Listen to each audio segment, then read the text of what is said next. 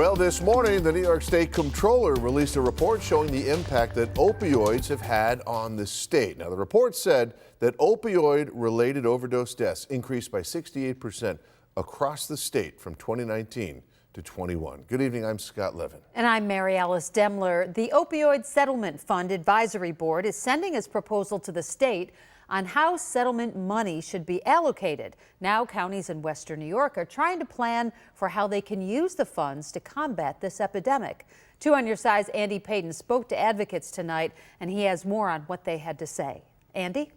Yeah, Scott and Mary Alice, advocates are concerned about the direction the state is going in terms of opioid-related overdose deaths, but are hopeful that this money can push them in the right direction. Now the questions are, what exactly should it go towards, and how quickly can they get it? We're losing more people to overdose death than gun violence and car accidents combined, but nobody's talking about it.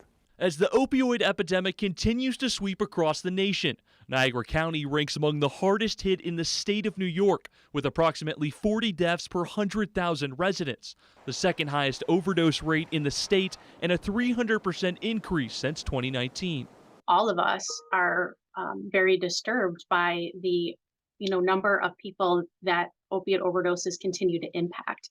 We really need the reach and the resources to be able to impact our community as a whole. The good news is those resources are coming, as the county is slated to receive $1.2 million in settlement funds for various lawsuits between the state attorney general's office and pharmaceutical companies. The bad news, we don't know when.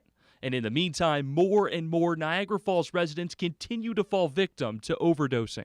With all the time that ticks by that we recognize that we're planning, we understand that lives are lost, so time is really of the essence. While they wait, the county is trying to create a plan for where the funds will go, with the number one issue they plan to address being harm reduction, on track with what the state is being advised to do, as the Opioid Settlement Board recommended last week that 22%, the largest portion of funds statewide, be dedicated to harm reduction. I would strongly urge the legislators and the governor to accept our recommendation.